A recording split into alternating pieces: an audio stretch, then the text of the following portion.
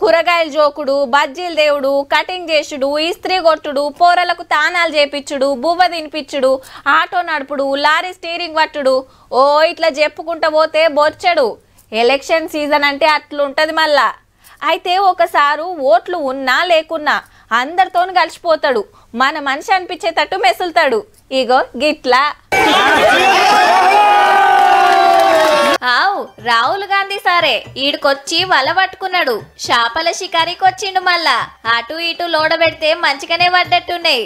Right మెల్లగా ఒడ్డు గుంజుకొచ్చి చేపలు బయటికి తీస్తున్నారు. ఇక లోతు ఎక్కుండగల్లా అని వెనకాల సెక్యూరిటీ ఓ కట్ట కనిపెడతానే ఉన్నాడు. బీహార్ లా ఎలక్షన్ల ప్రచారంలో తిరుగుతుంటే ఈడ మనోళ్ళు అగుపడితే పడవెక్కి లోపటికొచ్చిండన్నట్టు.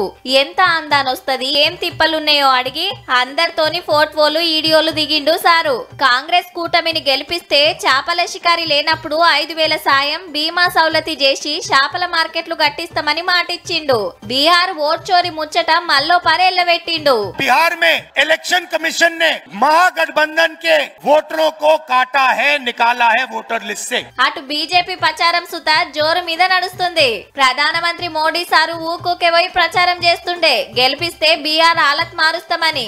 అసెంబ్లీలో 243 సీట్లుంటే బేస్తారం నాడు కొన్ని సీట్లకు, మళ్ళా మంగళవారం నాడు కొన్ని సీట్లకు ఓట్లు. పవర్ ఏ పార్టీకి అనేది 14వ తారీఖు నాడు తెలుస్తది.